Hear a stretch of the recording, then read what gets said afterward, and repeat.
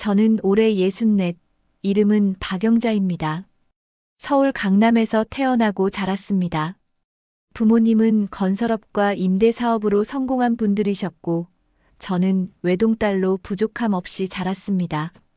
어릴 적부터 피아노, 발레, 영어 과외까지 뭐 하나 빠지지 않게 배우며 컸고, 명문여자대학교 경영학과를 졸업했습니다. 27, 지금의 남편 김창수 씨를 만나 결혼했습니다. 당시 그는 증권사에서 일하던 똑똑하고 야망 있는 청년이었고, 저는 부모님의 전폭적인 지원으로 대치동에 신혼집을 차리고 안정된 가정을 꾸렸습니다. 결혼 생활은 단조롭지만 평화로웠습니다. 남편은 회사를 그만두고 창업에 도전했고, 다행히도 사업이 번창하여 강남에 상가 2채와 아파트 3채를 보유하게 되었습니다. 저 역시 부모님의 유산으로 받은 건물에서 나오는 임대 수익으로 여유 있게 살 수 있었죠. 그렇게 우리는 흔히 말하는 자산가가 되었고, 넉넉한 생활 속에서 아들 성진이를 낳고 길렀습니다. 성진이는 어려서부터 조용하고 반듯한 아이였습니다. 공부도 잘하고 친구들과도 잘 지냈으며 남편과 저는 그런 아들을 자랑스럽게 여겼습니다. 성진이는 연세대 경영학과에 진학했고 졸업 후엔 국내 대형 제약회사 전략기획팀에 입사했습니다. 성실하고 성과도 좋아 빠르게 과장으로 승진했고 회사에서도 인망이 두터운 인재로 평가받았습니다. 우리 부부는 그의 앞날에 대해 전혀 걱정하지 않았습니다. 그러던 어느 날 성진이가 여자친구가 생겼다며 저희 부부에게 인사를 시켰습니다. 그녀의 이름은 윤지현. 중저가 뷰티 브랜드 마케팅팀에서 일한다고 했고 첫인상은 차분하고 단정했습니다. 다소 내성적인 성격으로 보였지만 말투는 조심스럽고 공손했습니다.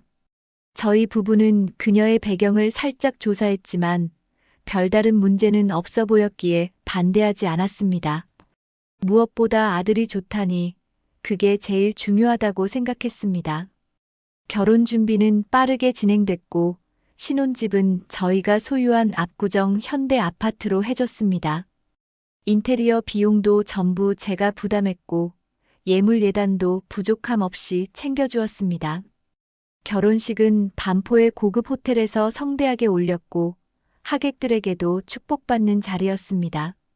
저는 진심으로 지연을 딸처럼 여기고 싶었습니다.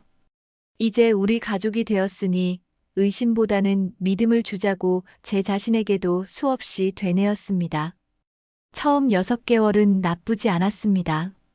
지연은 처음엔 어색해하면서도 저희 집안의 방식에 맞추려 애썼고 주말이면 저희 부부와 식사도 함께하며 웃는 얼굴을 보였습니다. 성진이도 행복해 보였고 아이를 가질 계획도 나누며 미래를 설계하는 모습이 보기 좋았습니다. 하지만 그 평온은 오래가지 않았습니다. 지연은 결혼 1년 차가 지나자 조금씩 다른 모습을 보이기 시작했습니다. 아주 작은 것부터였죠. 집안의 도우미 아주머니를 바꾸자고 하더니 아이가 생기면 육아는 본인 스타일로 하겠다고 말했습니다. 처음엔 그저 신세대 며느리의 자기 주장이라 여겼습니다. 그런데 그게 시작이었습니다. 언제부턴가 성진이는 점점 저희 부부와의 만남을 피하기 시작했고 전화도 짧아졌습니다. 물어보면 요즘 일이 바빠서 그래요라며 얼버무렸고 지연이도 성진 씨가 요즘 예민해서요라는 말만 반복했습니다.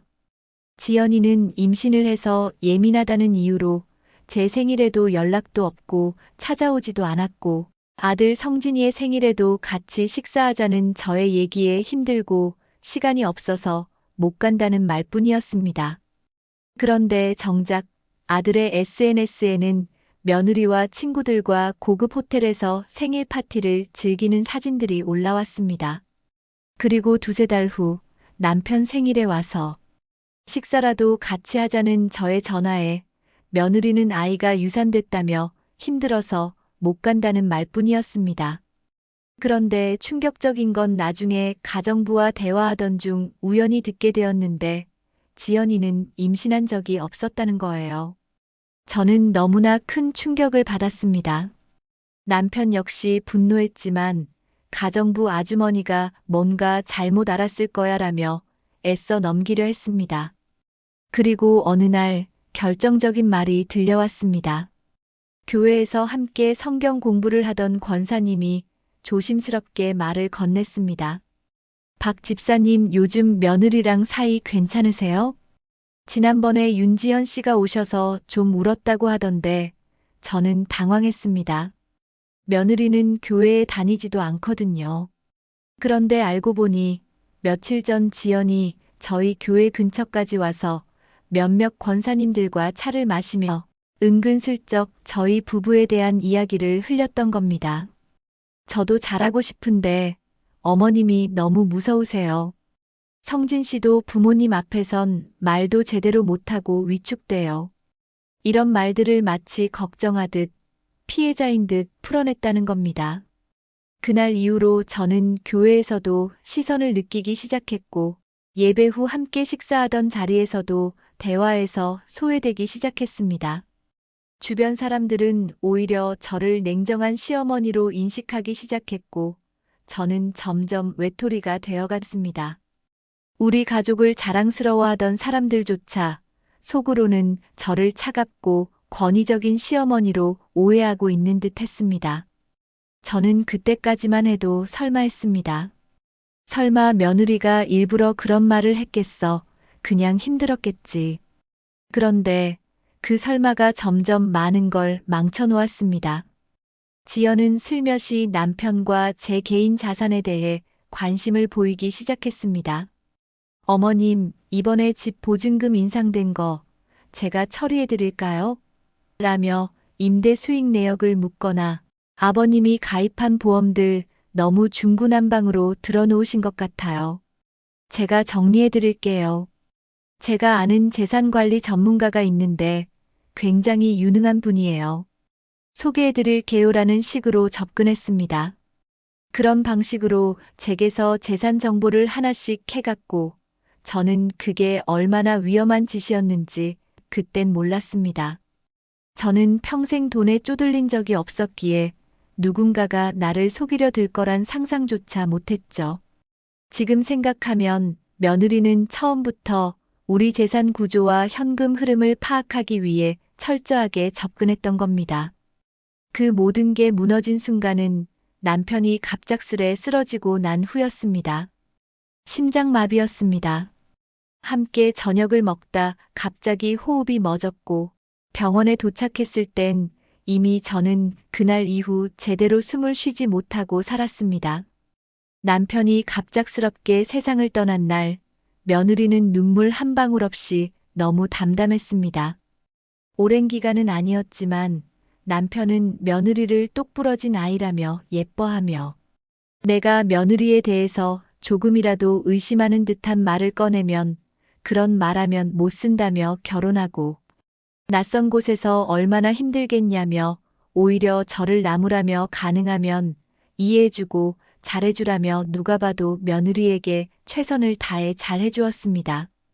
그렇게 잘 챙겨주던 시아버지가 죽었는데 며느리는 장례식 내내 스마트폰을 손에서 놓지 않았고 가끔씩 스마트폰 영상을 보며 재밌다며 웃기도 했습니다. 조문객들에게 무표정한 얼굴로 형식적인 인사만 건넸습니다. 장례 후 일주일도 채 안 돼서 성진이와 지연은 미국 여행을 떠났습니다. 저는 기가 막혔지만 성진 씨가 많이 지쳐 있어서 그래요. 마음 좀 추스르고 올게요. 이해해 주세요라는 지연의 말에 더 이상 반박하지 못했습니다. 마음 추스르러 여행 가는 거니 그렇게라도 아버지를 잃은 아픔을 달래고 오면 좋겠다는 생각도 했습니다. 그런데 너무 기가 막힌 건 며느리가 여행에서 즐기며 놀았던 사진들을 아무렇지도 않게 SNS에 올리며 돈만 있으면 뭐든 할 수 있는 여기가 천국. 오랜만에 리프레시라며 글을 올렸더라고요. 하지만 더 더 기가 막힌 건 그 여행이 끝난 이후였어요. 제게 날아든 통지서 한 장. 그것이 제가 알게 된 진짜 지옥의 시작이었습니다. 집에 낯선 사람들이 찾아와 자신들이 새 집주인이라고 말했을 때 저는 처음엔 장난인 줄 알았습니다. 하지만 그들이 내민 등기부 등본과 계약서는 모두 사실이었고 내 이름은 이미 그 어디에도 없었습니다. 당황해 아들에게 전화를 걸었지만 받지 않았고 며느리는 지금은 통화가 어렵다는 문자를 남겼을 뿐이었습니다. 저는 너무도 당황해 한동안 어찌해야 할지 몰라 아무것도 못하다가 정신을 차리고 은행에 달려갔습니다. 그런데 남편과 내가 함께 만든 통장들, 생활비와 비상금, 노후를 위해 준비한 모든 예금, 계좌는 전부 해지되어 있었고 직원은 고객님 직접 해지하셨잖아요. 라며 서류를 보여줬습니다. 그 서류 위에는 내 사인과 도장이 찍혀 있었습니다. 나는 그제야 지연이 내게 세무서에 필요한 간단한 서류라며 가져왔던 종이들이 그 정체였음을 깨달았습니다. 남편과 내가 함께 만든 금고. 그 안에 금괴, 채권, 남편이 손으로 꾹꾹 눌러 쓴 편지까지 있었던 그곳도 모두 비어 있었습니다. 금고는 멀쩡했지만 안에 있어야 할 것들은 흔적도 없이 사라져 있었죠. 그 금고 비밀번호를 아는 사람은 남편과 나뿐이었습니다. 하지만 지연은 종종 내 옆에 앉아 슬쩍 숫자판을 넘겨보곤 했고 남편이 무심코 말했던 숫자들을 기억하고 있었을지도 모릅니다. 저는 제 인생 전부를 그렇게 한순간에 잃었습니다. 아들에게 수십 통의 전화를 걸었습니다. 울면서 메시지를 남겼습니다.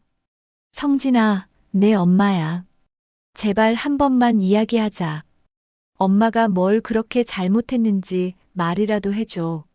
하지만 그는 끝내 전화 받지 않았고 회사에도 나오지 않는다는 이야기를 들었습니다. 심지어 전화번호까지 바꿔버렸다는 걸 알게 됐을 땐 다리에 힘이 풀려 그대로 주저앉았습니다. 어쩔 수 없이 며느리에게 전화를 걸었습니다. 며느리는 단호하게 말했습니다. 이제 어머님과 저희는 더 이상 얽히지 않았으면 좋겠습니다. 저희가 뭘 해드릴 수 있는 상황이 아니에요. 그녀의 목소리는 차갑고 또렷했습니다. 저는 휴대폰을 쥔 채로 멍하니 앉아 있었습니다. 그렇게 저는 모든 가족을 잃었습니다. 저는 돈 한 푼 제대로 챙기지도 못한 채 길거리에 나앉게 되었고 며칠 밤을 공원 벤치에서 보내다시피 하며 마치 유령처럼 방황했습니다. 강남을 떠나지 못하고 그 동네를 서성이다가 우연히 오래전 우리 집에서 가사일을 도왔던 정하윤 씨를 만났습니다. 하윤 씨는 지금 지연네 집에서 일하고 있다고 했습니다. 여사님, 어떻게 된 거예요? 그녀는 저를 보고 눈이 휘둥그레져 말을 잇지 못했습니다. 저는 아무 말 없이 눈물만 흘렸습니다. 하윤 씨는 곧장 저를 따뜻한 찻집으로 데려가 뜨거운 유자차를 건네며 제 손을 잡아주었습니다. 그녀는 말했습니다. 사실 지연 씨 처음부터 계획적으로 움직였던 것 같아요. 결혼 전에 이상한 남자들이랑 자주 어울렸고 집안 재산 이야기만 나오면 눈빛이 바뀌었어요. 어머님이 서명하게 만든 그 서류들도 전부 그쪽 무리에서 준비한 거였던 것 같아요. 하윤 씨는 자신이 알고 있는 정보를 다 털어놨고 저는 그제야 모든 퍼즐이 맞춰졌습니다. 저는 속은 게 아니라 처음부터 노려진 것이었습니다. 하윤 씨는 제게 지인의 분식집에서 머물며 일할 수 있는 자리를 소개해줬습니다. 사모님, 여기서라도 조금 쉬면서 생각 정리하세요. 다시 일어설 길이 있을 거예요. 하윤 씨 덕분에 저는 다시 밥을 먹고 몸을 씻고 잠을 잘 수 있게 됐습니다. 제 얼굴을 뚫어져라 쳐다보다가 조심스레 말을 걸었습니다. 혹시 박영자 아니야? 고개를 들었을 때 저는 숨이 멎을 뻔했습니다. 대학 시절 나의 첫사랑, 희준 오빠였습니다. 지금은 국내에서 이름을 대면 많은 사람들이 알만한 로펌을 운영하는 변호사로 잘 나가는 법조인이 되어 있었죠. 우리는 근처 카페에서 대화를 나눴고, 저는 그간의 이야기를 조심스럽게 꺼냈습니다. 그는 조용히 제 말을 다 들은 후 손을 덥석 잡았습니다. 영자야, 이제부터 내가 도와줄게. 이건 단순한 가정사 문제가 아니야. 명백한 범죄야. 다음 날 저는 희준이 운영하는 로펌 사무실을 찾았습니다. 그는 전문 재산 범죄팀을 움직여 며느리와 그녀 조직에 대한 조사를 시작했습니다. 그 과정에서 며느리가 과거에도 유사범죄로 이름을 바꿔가며 활동해온 사기범이었다는 사실이 밝혀졌습니다. 정하윤 씨는 법적 증언을 해주겠다고 나섰고, 희준 씨는 그녀의 진술을 받아 철저히 문서화했습니다. 영자야, 걱정 마. 이건 이길 수 있는 싸움이야. 아니, 반드시 이겨야 해. 그리고 그렇게 전쟁이 시작됐습니다. 희준 씨는 곧바로 고소장을 제출했고, 사건은 서울지방법원에서 정식 재판으로 다뤄지게 되었습니다. 재산 갈취 및 위조 문서 행사, 사기죄, 명의도용 혐의까지 포함된 중대한 사건이었기에 언론에서도 관심을 가지기 시작했습니다. 그런데 재판 첫날, 며느리 측 법률 대리인으로 나온 사람이 낯익은 인물이었습니다. 바로 우리 집안일을 10년 넘게 도맡아 해왔던 최 변호사였습니다. 배신감은 말로 표현할 수 없을 정도였습니다. 그는 며느리의 입장을 대변하며 모든 서류는 박영자 씨의 자발적 동의로 이뤄진 것이라 주장했습니다. 며느리는 피고석에 앉아 고개도 들지 않았습니다. 하지만 틈틈이 비웃는 듯한 표정, 두 손을 꼭 모은 척하면서 손톱을 뜯는 행동들 하나하나가 저를 자극했습니다. 희준 씨와 그의 팀은 결정적 증거를 확보했습니다. 지연이라는 이름 자체가 위조된 신분이었고, 이전에도 3건의 유사한 범죄 전력이 있었습니다. 그녀는 3번의 결혼과 2번의 동거를 통해 고령의 남성, 혹은 자산가 자제들과 혼인 또는 동거한 후 재산을 빼돌리고 잠적한 전력이 있었던 것입니다. 이번 사기 역시 단독 범행이 아니었습니다. 며느리는 과거 연루됐던 인물들과 금융 브로커로 연결되어 있었고, 그 조직이 재산가의 가족관계를 무너뜨리고 서류를 조작하는 치밀한 방식으로 다수의 피해자들을 양산하고 있었습니다. 정하윤 씨의 증언도 법정에서 채택되었습니다. 제가 직접 봤습니다. 지연 씨가 성진 씨 몰래 어머님 인감도장 복사본을 만들어낸 날을요. 서류를 바꿔치기 하고 어머님이 헷갈리게 만들어 서명받는 걸 지켜봤습니다. 마지막 공판을 앞둔 어느 날 식당에서 야채 손질을 하고 있는 제게 누군가가 찾아왔습니다. 수척한 얼굴에 눈이 퉁퉁 부은 성진이었습니다. 엄마 나 진짜 바보였어. 왜 그 말을 믿었는지 모르겠어. 왜 엄마 말을 듣지 않았는지. 그는 바닥에 주저앉으며 오열했습니다. 저는 무거운 심정으로 그를 일으켜 앉히고 말했습니다. 내가 속은 거 알아. 괜찮다. 지금이라도 와줘서 고맙다. 그날 저녁 아들은 저에게 그간의 일을 털어놓았습니다. 지연은 자신이 불륜을 저질렀다는 누명을 아들에게 씌우며 협박했고, 유산을 온전히 가져가기 위해 이혼을 종용했다는 사실까지 밝혔습니다. 성진이는 자신의 정신이 갉아먹히는 걸 느꼈지만 이미 모든 걸 잃은 후에야 진실을 보게 되었다고 했습니다. 최종 공판에서 희준은 차분하지만 단호하게 마무리 변론을 펼쳤습니다. 피고는 가정을 파괴했을 뿐 아니라 피해자의 평생을 앗아갔습니다. 이 사건은 단순한 가족 간의 오해가 아닙니다. 철저하게 계획된 조직적 사기이며 법은 반드시 정의의 편이어야 합니다. 판결은 오후 3시에 내려졌습니다. 재판장은 조용히 판결문을 읽어 내려갔습니다. 피고 윤지현은 명의도용, 문서위조, 사기 등 총 5가지 혐의로 유죄를 인정하며 징역 12년을 선고한다. 순간 법정은 술렁였고 저는 조용히 눈을 감았습니다. 머릿속으로 남편의 얼굴, 무너졌던 집, 금고 속 사라진 편지, 그리고 다시 내 손을 잡아준 사람들 얼굴이 떠올랐습니다. 그날 밤 희주는 식당 앞 벤치에서 말했습니다. 영자야, 이제 됐어. 네 재산도 다시 찾을 수 있어. 바로 그때 성진이가 다시 식당으로 찾아왔습니다. 그는 제 앞에 무릎을 꿇고 말했습니다. 엄마 나 용서받을 자격도 없는 줄 알아. 근데 그래도 엄마 앞에 와야겠다고 생각했어. 이제라도 제대로 살아보고 싶어. 저는 천천히 그의 어깨에 손을 얹고 말했습니다. 성진아, 내가 돌아온 것만으로도 엄마는 충분하다. 그날 밤 우리는 셋이서 조용히 저녁을 나누었습니다. 작은 분식집 한켠에서 나눈 국수 한 그릇이 내 인생에서 가장 따뜻한 식사처럼 느껴졌습니다. 때로는 가장 가까운 이에게 가장 깊은 상처를 받습니다. 하지만 인간은 상처를 딛고 다시 손을 내밀 줄 아는 존재입니다. 믿음을 배신당하고 모든 것을 잃은 그 순간에도 다시 삶을 일으킨 박영자 씨처럼 말입니다.